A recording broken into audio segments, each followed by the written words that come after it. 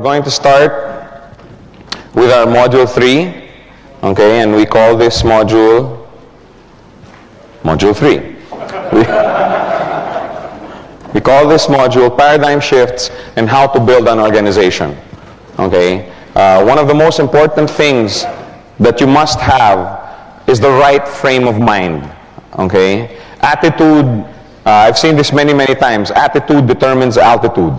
Okay, I'm sure you've seen these motivational posters that carry this, and that's very true, not just in this business, but in every endeavor that you undertake. Your attitude, your strategy, your outlook on the business will determine how big your organization will get. Okay, one of the keys to succeeding in this business is understanding and accepting that most traditional strategies and concepts are not always totally applicable in this business. Okay? We have in this room about 200, 220, 230 people, all of which, all of you have come from your different fields of expertise, okay? And I'm sure you all have your training and your knowledge from the different fields of business that you're involved with. And these are all great, okay? If you're doing those businesses. Okay, but we have to accept that many times the strategies that you need to make this business work, okay, are different. Okay, fortunately the strategies for this business are much simpler, but still you have to accept the fact that it's different. If you were a basketball coach and you wanted your team to win, okay, you don't use basketball strategies for swimming. Okay, and you don't use swimming strategies for basketball. If you're a basketball coach, you use basketball strategies. If you're a swimming coach, you use swimming strategies. You don't use badminton strategies, let's say, for soccer. It's completely different. It's all strategies, but different. Okay, we just have to accept the fact that in this business, okay, you need to change some of the traditional mindsets that we have. Okay, and I'm not saying that these traditional mindsets don't work or that they're not worth anything. Okay, I'm just saying that for this business, they're not always applicable. Okay, for example, okay, in traditional business and the corporate world, one of the key thoughts is the more connections you have or the more contacts you have, the better off you're going to be. Okay, haven't we heard that before? Right? If you are, let's say if you were to start a restaurant, let's say in, I don't know, let's say Germany. Okay, you just landed in Germany. Okay, and you're an expert chef and you want to set up a restaurant, and you set up a restaurant in Frankfurt. You don't know a single person in Frankfurt. Okay, on the other hand, we have here Bernard, who's lived in Frankfurt all his life. He has a web of connections all around in the different sectors of society, and he decides to put up a restaurant in Frankfurt.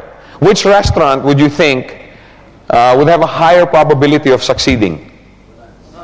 Bernard's, right? Because he has more connections. Okay, more people will know about it right away, and more people will start coming to his restaurant. That's the traditional mindset. Okay, and remember, I use the word mindset because, paradigm shifts means that you have to shift your mindset. Okay, and the paradigm shifts that I'm going to ask you to go through this afternoon are not going to be done only today. You're going to have to keep going through them on a daily basis because it is difficult. It is difficult to get rid of a mindset. Okay, it's something that you have to exercise every day. And since we were little students, since we were young students, we were taught that the more connections you have, the better off you're going to be. Okay, I know many parents that struggle hard and work very hard so that they can send their children to the best schools, not only for the education, but for the connections. Because let's face it, the world works with the buddy boy system. Right? If you have somebody, let's say in a high position here, and he's looking for people, he's like, oh, I went to school with this guy. Oh, he's a relative of my cousin, and my cousin says he's trustworthy. Okay, that's just the way it is. That's the way it is in the world. And that's why many parents work hard to send their children to the best schools not just for the education, but also to establish connections, to establish a network. Okay? In sales, it's the same thing. The thought is, the more sales you make, the more money you earn. Okay, which is great for sales. Okay, if you were doing a sales job, that's great. The more sales you make, and even in sales, if you were a sales manager and you were recruiting salesmen and potential salesmen, don't you look at also their network of connections and contacts? right? Oh, I want to get this guy. He knows half of Kuala Lumpur. Oh yeah, this guy, knows half of Singapore. He'd be great to set up a distributorship of brake parts with this guy because he has a lot of connections. Okay? And many times people fail because they bring that thought into this business. Oh, and I hear it day in, day out. Okay, and for sure many of you are going to have probably fallen into that thought process. Now remember yesterday I asked your permission if I could speak the truth. Okay, does that permission still hold for today? Yes. Okay, can I still speak the truth up here? You're not going to throw your glasses at me just because I say something that because I've heard, Joe, he's talking about me. Okay, no, I'm not. I'm talking about things in general. Okay. I've heard it many times, and I'm sure many people probably today still have the same mentality when they go out trying to do their Gold Quest business. Oh, I want to bring this guy in. This guy knows half of the neighborhood. Oh, I want to bring this guy. This guy is influential. Oh, this guy sits on top of this organization. You see what I'm saying? How many have fallen prey to that mindset? We have a few very honest people here. And hey, I fell into that mindset too. So I'm not excluding myself from this list. Okay, it's a very common thought because again, that's the way we were brought up. Oh, I want to bring this guy in because he has many connections. I want to bring this guy in because he has many connections. If this business was only for people that were well connected and had a lot of contacts, then it's not for everyone. Then what we talk about during our business presentations is a lie.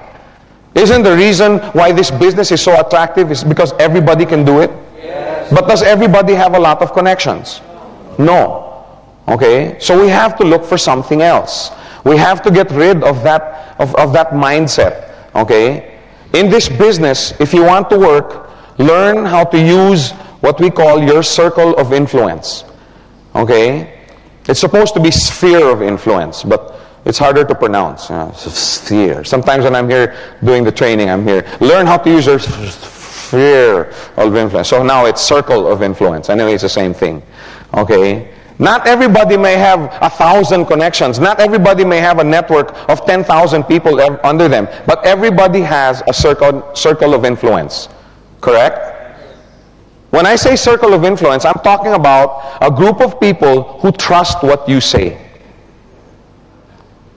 There's about 3 people nodding their heads. The other people have no circle of influence. Will you not agree with me when I say this? Okay, when I came into this business, I brought in 2 people. Okay, I started out as a customer just like you guys.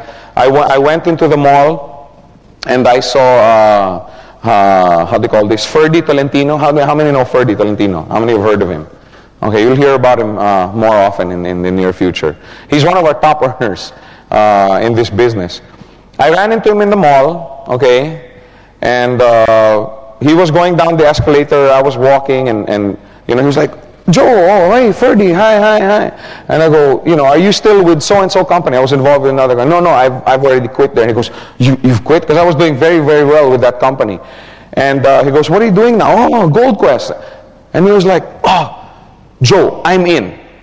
And I go, wait, can I show you the plan? No, he was going down the escalator. No, I can't. I'm in a hurry. Call me tomorrow. Let's meet. You show me the plan. But, he's going down. He's going, count me in, okay? I'm in. Don't leave me out. And he goes down. And this is my first day, okay? And I was like, wow, this is going to be easy. Man, I'm going to make a lot of money in this. No, this is true. Okay? My cousin, the same thing. I talked to my cousin. She had just gone through a very painful divorce. Okay, and she told me, Joe, I'm going to do this business. Okay, I don't know too much about it. I don't know this company very well, but because you're in, I'm in too. That's basically what she said. If you tell me it's good, I'm in. That's what I mean by circle of influence. Okay, I made 15,000 US dollars my first 4 weeks in this business. 14,800 something. Okay. I don't know the exact amount, but change for the boys. Okay, and I brought in 2 people. Okay, many people thought, oh yeah, you made that kind of money because you had 20,000 people in another network, blah blah blah. No, I started from scratch. Okay, and I ran into Ferdy. He was a friend of mine, and later on, 2-3 months later, I asked Ferdy. I said, Ferdy, 2 days after that, I met with Ferdy and I showed him the plan. I showed him the business. You know, we met in a coffee shop near the escalator where we first met. And I sat down. We were having a cup of coffee in this French bakery. And I got the, you know, the, what do you call that? The placemat, the paper placemat. You know, I turned it over. Okay, and I started showing him the business plan. Okay, and the more he got excited. Okay, he couldn't sleep. Okay, so he came in. But I asked him 2-3 months later, Ferdy, you know, how come I didn't even explain the business to you and you said, you know, you wanted in? He goes, because I know you. I know that you take this business very seriously, and I know that if you've joined a business, that you've examined it, you've looked at it, you know, in other words, he trusts what I say. That's the bottom line. Okay, now everybody has a circle of influence, right? You don't sound convinced. You may not, I always talk about the 2 people that said yes and I made all of this money. Okay, because I only had 2 directs. Believe it or not, I had only 2 directs. Okay, Ferdy on my left side and my cousin Odette on my right side. Okay, the first month earned about 15 plus, the next month about 26, 27, the next month about 32, still with only 2 directs. Okay, so you don't need a lot. But I don't talk about the 40 or 50 people that told me I was nuts, that I was crazy, that I was chasing after the proverbial pot at the end of the rainbow. I don't talk about those people. Okay, because there were 40 or 50 people that told me I was nuts. I had one lady, okay, and my dad knows this lady, who literally laughed me out of her office. Okay, she screamed at me. She was angry. She's laughing at this. She laughed me out of her office. Okay, I mean that's how bad. And of course, just like you guys, I was extremely discouraged. I was demotivated. Oh, how am I going to make all of this money? I've only brought in my cousin and I was very depressed. I got depressed. Yes, I do get depressed. Some people, Joe, you get depressed? Yes, I'm just like you guys. Of course, 2 hours later, I wasn't depressed anymore. Okay. But anyway, I used to think that it was such a big blow to my career in this business. I didn't realize that it was a blessing in disguise. Okay, that all these people turned me down. Okay, I'll explain that in the second paradigm shift. Okay, but anyway, the point I'm trying to make is, your friends, your relatives, and colleagues will join you in the business not because of Gold Quest, not because of GQI, but because of you. You see what I'm saying? They will join because of you, because of your influence over them. Now, you may not be you may not be able to influence 50, 60, 100 people. But for sure, you'll be able to influence 2, 3, 4, 5 people. Correct? Most people have a circle of influence of about what? Some people say 10, some people say 20, some people say 5. I think 3 people is a safe amount. Correct? Or a safe number. How many will agree that most people have a circle of influence of between 3 to 5 people? That's a conservative figure, correct? Okay, let's say 4. Okay, let's say 4. Will everybody agree that that's a pretty safe number? You may not be able to go out, you know, and ask and convince 100 people to join you in this business that we call Gold Quest. But 2, 3, 4, 5. I think that's a number that most people can deal with, right? So let's talk about that number, okay? Like I said, you may not be able to convince 100 individuals in the GQI business. However, 2, 3, 4, 5 people, I think is not too much of a task, okay? How many people in this room think, okay, that they can be successful in inviting and you know, referring 3, 4, 5 people to this business? That's easy because most of you have done it already. How many have done that already? How many are still doing it? Because we have people that are new. Okay.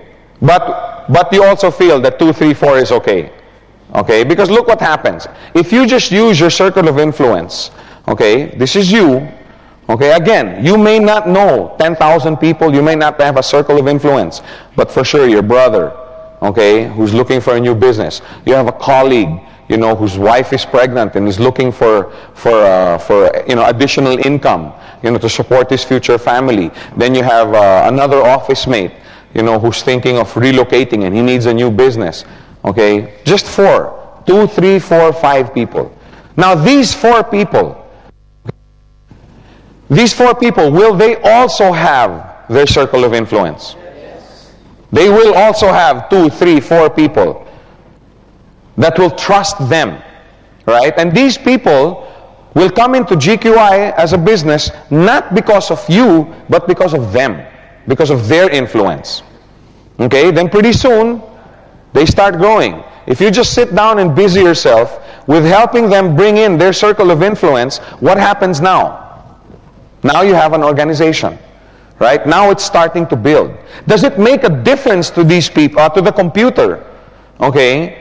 Does it make a difference that these people are not your directs? Doesn't make a difference, right? Because the GQI system does not consider that.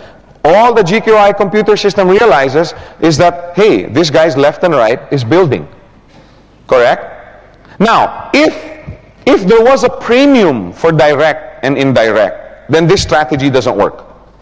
If you have, let's say, 5 and 5 direct referrals, I mean, you personally brought in these 5, okay, and you get $800, but if you get 5 and 5 and they're all indirect and you only get $400, then, like I said, this doesn't work. But there is no premium for direct or indirect referral. The computer doesn't care. As long as you have 5 on the left and 5 on the right, how much do you get? US 400.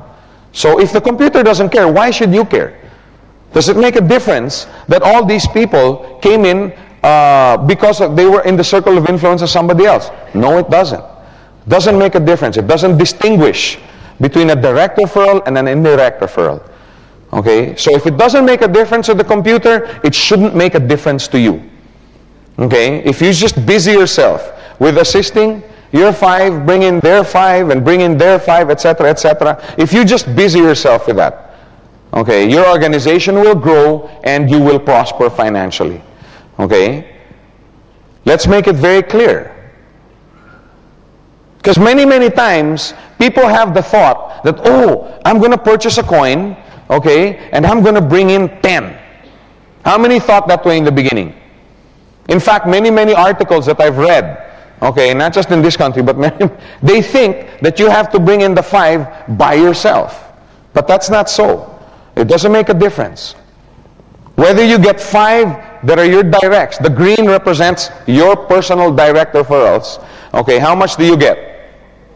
If your organization look like this, 400. But if you have indirects that came in 5 and 5, how much is that worth to you? $400. It's the same thing. Okay, it doesn't make a difference. The mistake that most people make after bringing in their quote-unquote 4, okay, there's one really big, see, this came about because one time I was in Singapore conducting a training, and somebody came up to me, and during the training, he kept asking, oh, I've been rejected so many times, oh, everybody's giving me their objections, oh, this and that. Finally, after the training, I went to him, okay, and I said, sir, I'm going to be here for the next 2 or 3 days. Okay, I took pity on him and I said, can I help you go out and get your left and right? I'll help you. And he goes, no. I already have my left and right. I said, you do? Yeah, I have 2 on my left and 3 on my right. So I said, well, what's the problem? But I've talked to 50, 60, 70 people over the last 4 or 5 days and they all turned me down. And that's when it got me thinking, this guy's approaching it wrong. What happened now is those 2, 3, 5 people, okay, that he was talking about, he just basically left them alone. What he did is he went out and he tried to bring in 100 people by himself. And they usually end up just neglecting. They go out and try and refer 100 more people by themselves. That's the mistake that this guy was making. Okay, and that's why he was failing. He was getting so discouraged. So what happened? I said, what happened to your 2 on the left and 3 on? And he goes, what do you mean? I don't know. They're supposed to go out and refer. They're supposed to go out and make money for me. That was this guy's mentality. Is that the way to make money in this business? So what happens is, usually they end up not continuing in the business, right? Because somebody brings them in and then leaves them alone, and that's it. They know nothing about the business. They've never been trained. They've never been caddied. And they end up just getting discouraged and not continuing in the business, which is something that we're going to be taking up a little bit later. You know, why do people drop out? Why do people who were otherwise very excited about doing this business eventually end up dropping out of the business? Usually it's because they don't have support. Okay? So they end up not continuing in the business. What you must realize is that you must be patient. You're not going to be able to bring in half of Singapore or half of KL by yourself. Okay? The sooner you realize that, the better off you're going to be. Remember, this is not a get-rich-quick scheme. Okay? This is not something where you make money instantly, you know, your first day or your first week. Start setting a culture of encouraging others to assist their directs in referring their circle of influence. You see what I'm saying? That's where building an organization, that's how building an organization starts. It starts by you helping them. See, what happened was, Ferdy came in, right? Now he calls me up the next day, okay, and says, Joe, I have a group of people I'd like to talk to. Can you meet with me? Okay, because I don't know how to present it the way you do. So I said, yeah, sure, what time? Tuesday, 7 o'clock. I remember the date. So we met in Pizza Hut on Ortigas in the Philippines. Okay? We met at Pizza Hut, and Ferdy was there with a small group, about 3 or 4 people. One of them was Dave Trinidad. To this day, I'm so thankful to God that Dave Trinidad was there. I didn't know Dave Trinidad. Okay? But did it make a difference with the computer? No. So I sat there, showed the business, okay, and Dave took one look. Okay, how do we do this? How do we start this business? I'm like, wow, this is my kind of guy. Okay. And then on my cousin, on the other hand, she said, Joe, I'm having some friends over, come to the house. Okay, can you help me present it to them? I said, yeah, just make sure there's a whiteboard. Okay, and she didn't have a whiteboard. Okay, so what we did is we took the brown paper, the big sheets of, we just pasted it on the wall, you know, with tape, and when I ran out of space, when I ran out of space. And one of the guys in there was T.G. Quintanar. And then T.G. Quintanar asked me to help present in his house to some of his friends. And then another presentation, then came in Rico Uy. And then Rico Uy came in the same time with Patrick Zuniga. You see what I'm trying to say? I didn't know these people. But all I did was just kept helping them bring in their 2 or 3. See? Had I left them alone, do you think they would have prospered? Maybe yes, but in all probability, probably not. Okay? Because people need support.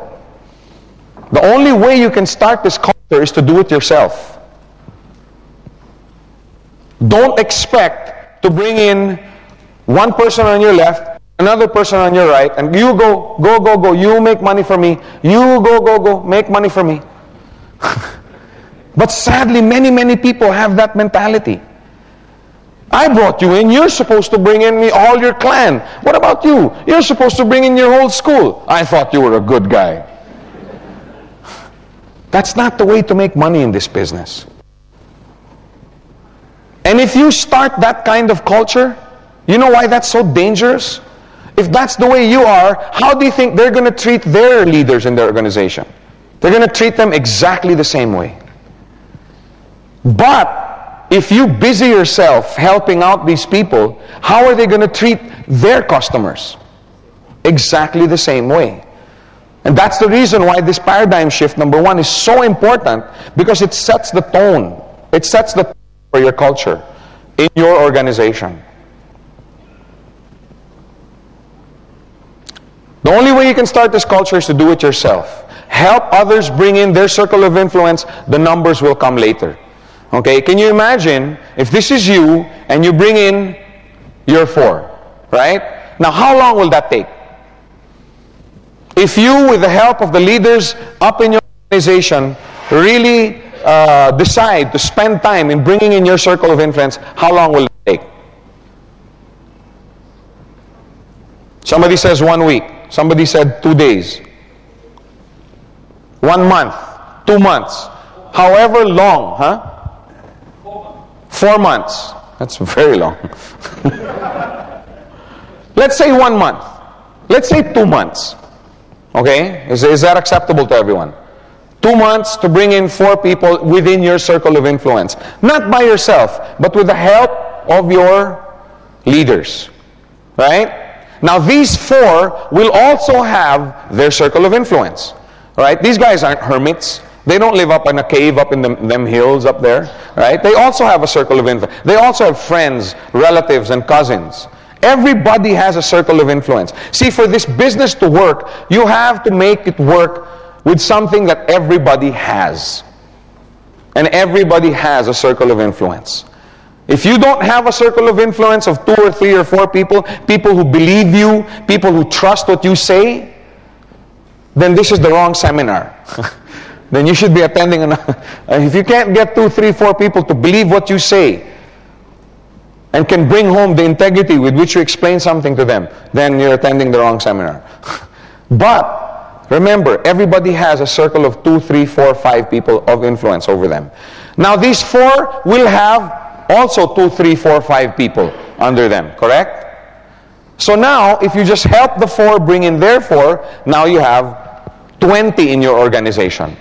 Do you know these 16 people? Does it make a difference if you know them? Doesn't make any difference. Now these 16 will have a circle of influence of 4. Will you be alone in assisting these 16? Will not the 4 help you out?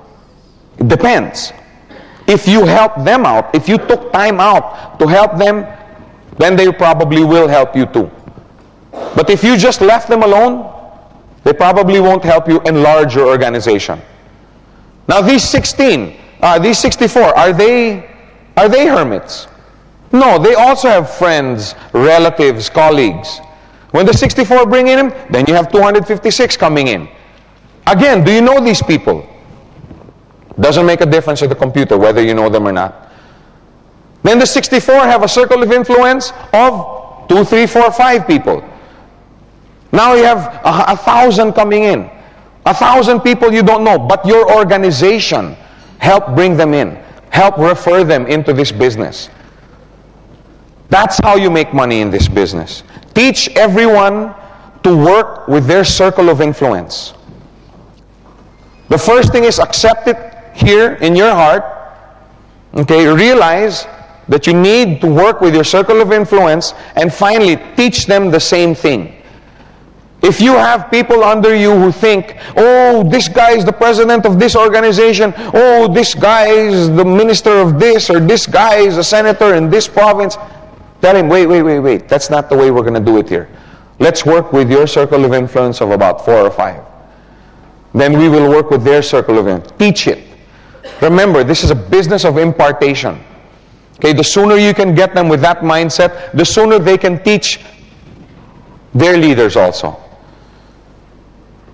And the big numbers will come later. I guarantee you, if you do it right, the big numbers, the sales, the volumes, the big checks, okay, this will only be a byproduct, okay, of the way you train and set the mindset in with your leaders. Okay, the numbers will come later.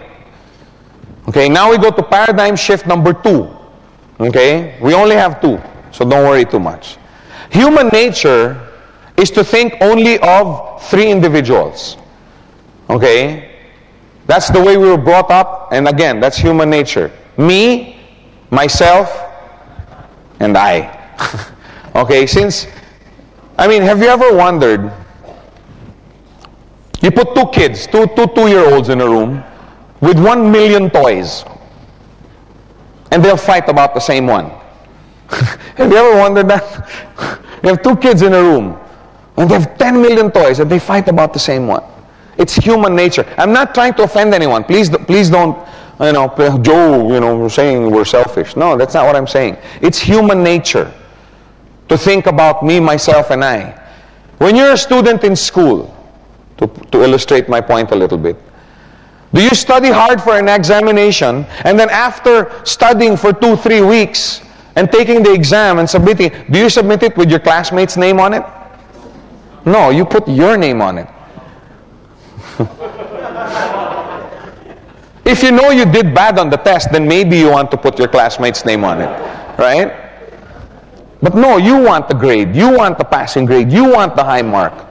In the corporate world, you don't work on a project, then give credit to your colleague because you want the promotion yourself, right? You don't work on a project, get everything in, the loan pushes through or whatever, and say, no, I didn't do it, Harun did. No, in the corporate world, no, it's in my report. This was my project, blah, blah, blah. Why? So that you get the promotion. And there's nothing wrong with that. I mean, let's face it. In this world, we were brought up in an environment where success and financial compensation is determined by getting credits for your work, your volume, your efforts. That's the way we were trained. That's the society that we grow up in. Whether we admit it or not. There's some people that will admit it, and there's some people, that will say, no, I only think of others. Well, then why do you think of others? Because it makes me feel good. So the benefit ultimately still ends up going to you. You know what I'm saying? I mean, that's human nature. Okay, which now brings us to the classic WIFM. How many know what that means? With them. What's in it for me? My mom always used to tell me that as a teenager growing up. As long as you build your business that caters to this, in other words, to someone, what's in it for him, then you're going to make money. If you want to make money in this business, paradigm shift number 2. Forget about yourself. If you want to make money in this business, forget about yourself. Think only of your organization. Think only of your leaders. If you spent all your time helping those under you in your organization, what do you think will happen? What do you think will happen? If I spent 8 hours every day helping Harun, bring in his directs, and helping his directs bring in their directs, and then we start helping out and bringing in their, what do you think will happen? Harun starts to earn money. His network starts to earn money. His organization starts to earn money. They would earn more, then they'd be more enthusiastic about building the business. Let me tell you, if you have somebody that you refer to this business, and after 2-3 months they haven't even qualified for their coin, or they haven't had their first step yet, what's going to happen? Do you think they're going to be excited? No, they're going to be really discouraged about the business. You want them to get excited. You want people to be excited under you. That's why, remember I was telling you earlier, I thought when these 40, 50 people told me no, that's it. I'm not going to make money in this business. But I was wrong. And like I said, I took it, it happened to be a blessing in disguise instead of a curse. Because now, can you imagine if these 40, 50 people said yes? Can you imagine taking care of 40 or 50 people? Because only Ferdy and my cousin, I thank God that my cousin and Ferdy were the only 2 people that said yes. Because now I had 8, 9, 10 hours a day dedicated to just making sure that they earn. And let me tell you, Ferdy was doing very, very well in another company. Okay, he was earning the equivalent of about maybe 3,000, 4,000, 5,000 a month, US, with another company. Dave, the same thing. Dave was earning about 9, 8, 10,000 a month with another company. Okay? So of course, they were giving more time for that company. So what I did is I told myself, I'm going to make sure that they earn so much money in this business that they eat, sleep, breathe, dream, think Gold Quest. And I spent 8, 9, 10 hours a day helping them out. And after a while, Ferdy would call me, because let me tell you, my phone was ringing off the hook. I'd wake up in the morning, 7:30. Joe, we have this group. Can you come? Okay, fine. Joe, we have this group. Let's go. Joe, this group wants to bring in their group. Let's go. And because I was open to them, they kept calling me. After a while, I was spending 10, 11, 12 hours a day. And I said, Ferdy, Dave, this organization's growing. Can you do some presentations here so that I can go and present over? Oh, no, we can't. We said, why not? And this is a true story. Because that company said if we don't stop doing this business, they're going to terminate us. And they were saying, Joe, this is still $5,000 a month. This is still $10,000. I can't say, I can't just say goodbye to that. And that's when I decided I'm gonna make these guys earn so much money that they're gonna eat, sleep, dream, breathe, think Gold Quest. And I spent all 8, 9, 10 hours a day. And not just for and also the organizations on the other side. On the second month, Dave earned about 18,000 US. Ferdy earned about 10,000 US or 9,000 US on his second month. You know what they told the owner of that company? In a letter, respectfully, sir, if you want to terminate us, terminate us. Yeah. But we're not going to stop doing this business because what took us 3 years to do here, we did in 2 months. Now, would you like to have leaders in your organization with that kind of mentality? Well, then what are you doing to deserve it? Spend time with them. The more money they earn, the more excited they get. The more excited they get about the business, they will take it more seriously. Do you think Ferdy and Dave took a step of faith when they said, sir, go ahead, terminate us, but we're not going to stop doing this business? Was that a step of faith for them? Were they taking the business seriously? Why? Because that's where their rice bowl was coming from. If you want people in your organization to take this business more seriously, if you want them to spend more time, if you want them to open themselves up to more training, make it worth their time. Make it worth their while to do so. Anyway, in the long run, who does it benefit?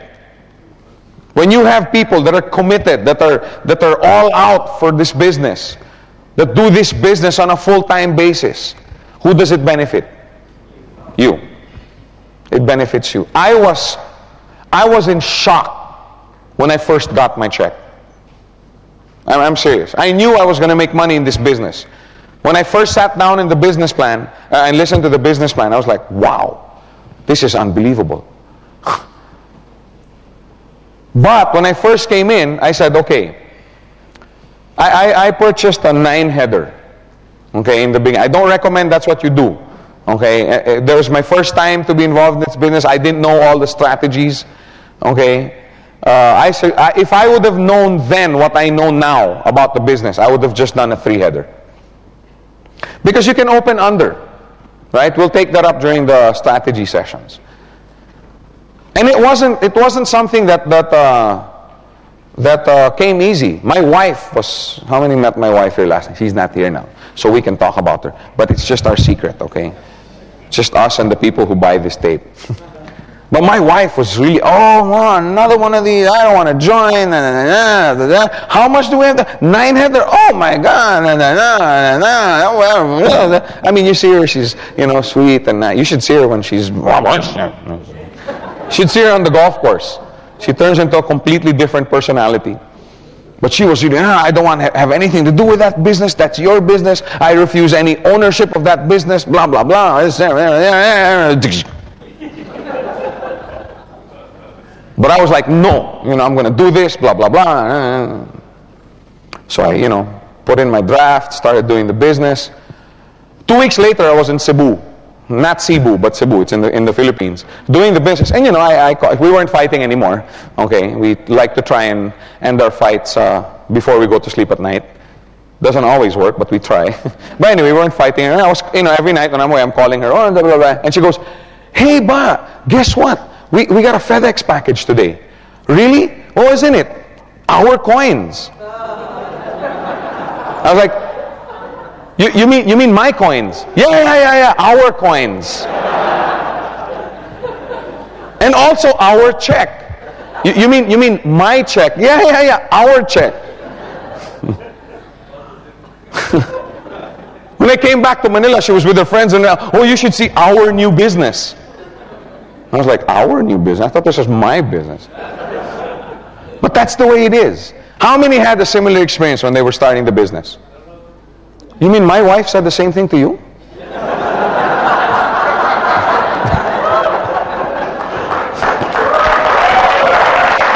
No. What I mean is, when you start this business, nobody's with you. Right? Nobody, I mean, you have so many doomsday prophets, right? Explaining to you how you're going to fall flat on your face. Right? Of course, 2, 3, 4 months later, you're making twice as much as they are. But then that's when everybody starts to take note. Which is, okay, this is not on the PowerPoint, but I'd like to make this point. Always remember, okay, you and also the people that are your leaders in your organization, always remember to explain to them, the hardest part about this business is the beginning. You will have a very, very hard time in the beginning because nobody will believe you. Can you imagine walking up to somebody and saying, hey bud, let me show you how to make $20,000 a week? What will most people say? Yeah, who do I have to kill? Which bank do I have to rob?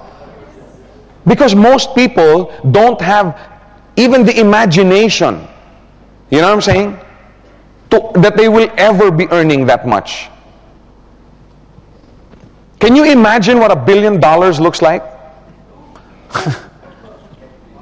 I tried it once. I counted it.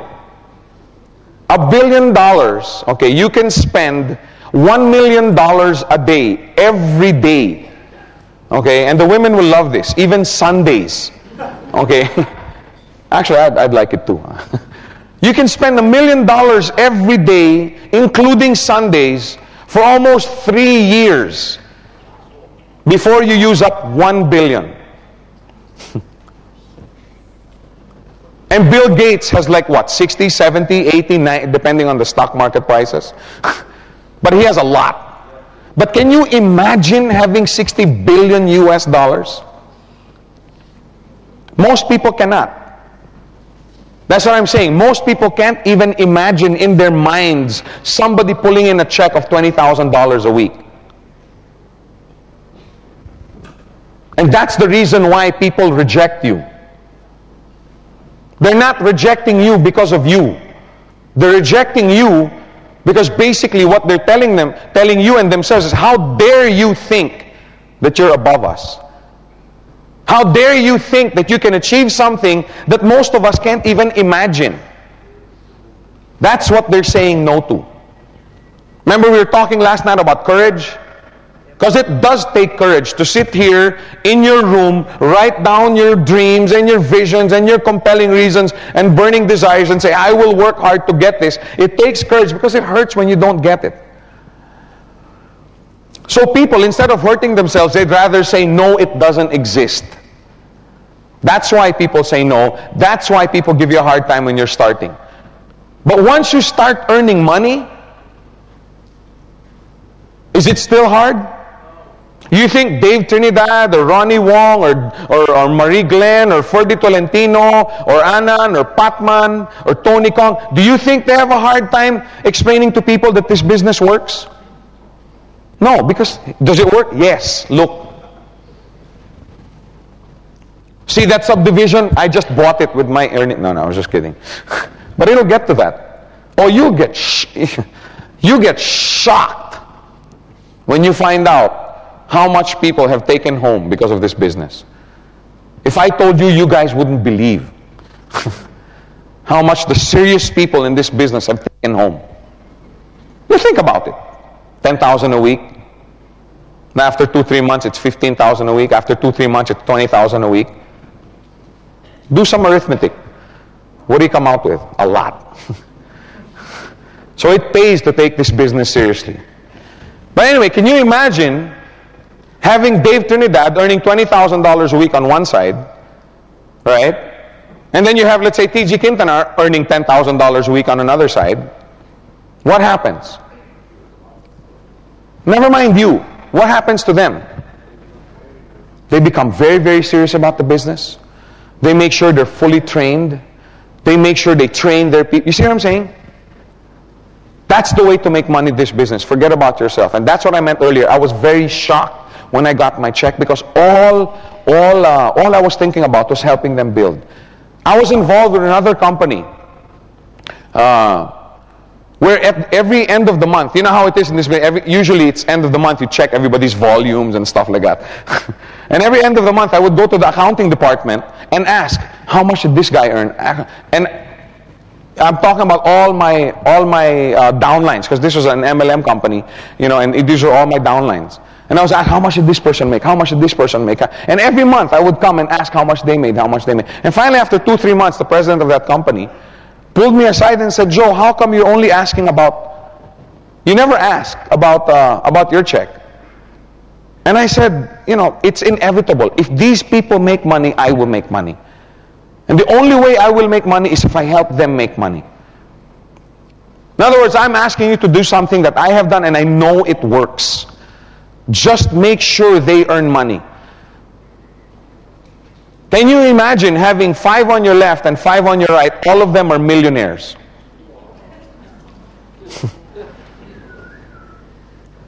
What about you? What happens to you?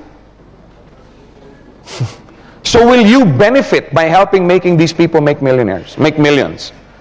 Yes, you will benefit. The only way you can earn big bucks is to help others earn big bucks. Don't gauge your success in this business by the size of your checks. You know what I'm saying? Gauge your success by the size of your leaders' checks. The more checks they have, the bigger checks they have, the more seriously they take the business. Let me make it clearer. Let's say you have an organization that you're just starting and you bring in, on your left, Tom, and then on your right, you bring in Bob. Jeff. I forgot, Bob joined the other company. Okay, Jeff was the one who joined us.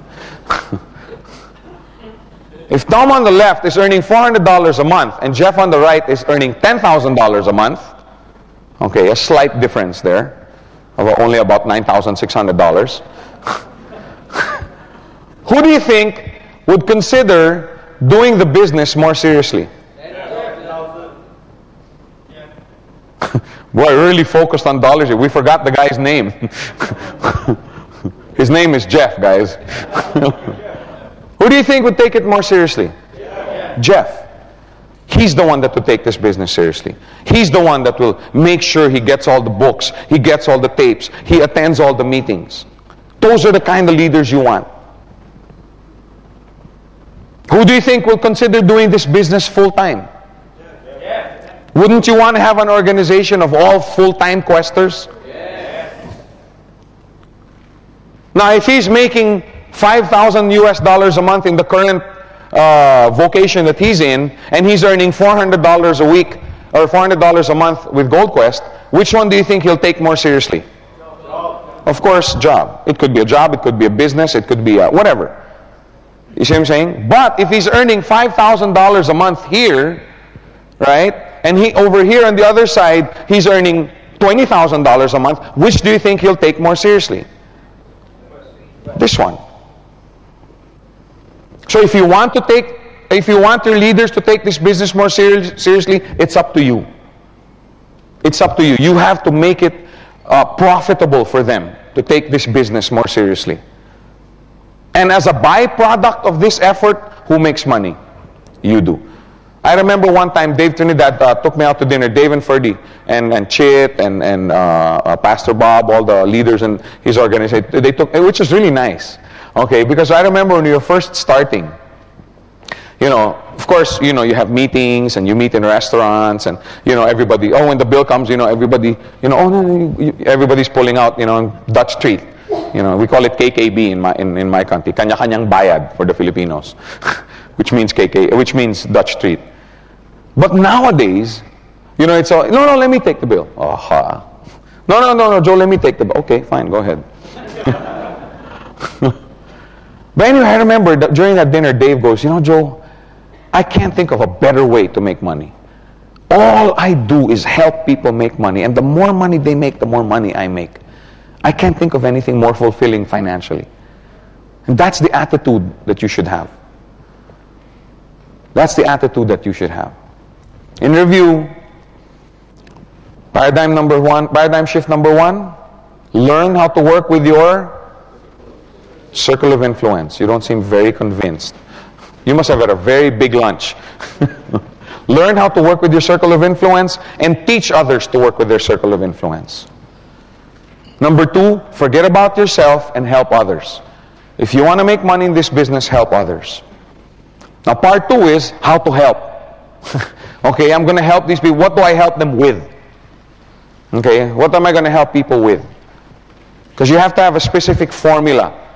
Okay, when you train a dog, for example, I'm not saying that your leaders are dogs.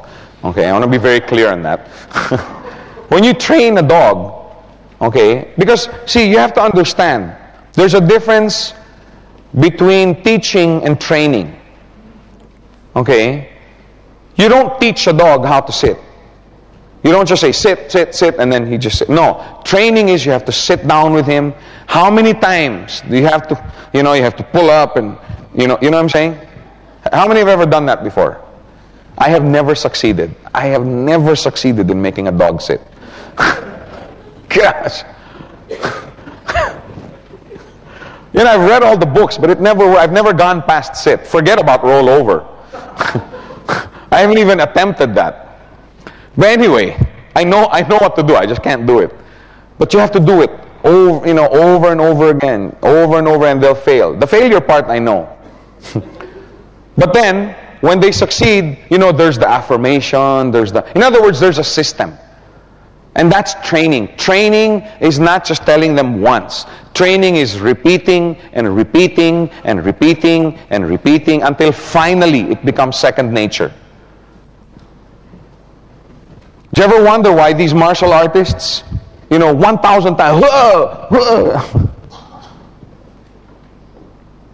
because I used to wonder before.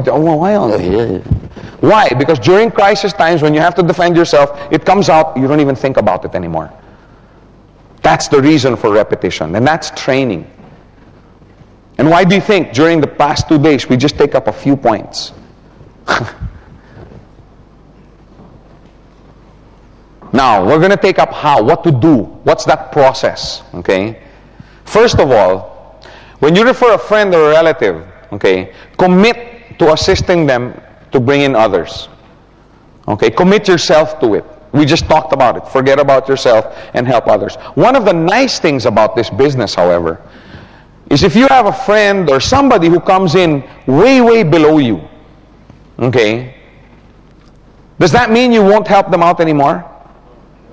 If this guy, your friend in blue, whether he's 2 generations away from you or 50 generations away from you, okay, if this guy brought in Dave Trinidad or Ronnie Wong or Tony Kong or Ranjit Singh, would you guys still benefit? Okay, so commit yourself to helping those people under you in your organization. Commit yourself to it. Because you'll never know. When I brought in Ferdy, I didn't know he was going to bring in Dave. When I brought in my cousin, I didn't know that he was going to bring in TG. And that TG was going to bring in Rico, and Rico was going to bring in Patrick. I thank God for it. And I'm still thankful for it, but I didn't know that. So commit yourself to assisting them in bringing in others. That's the reason why you have to know how to present the business properly.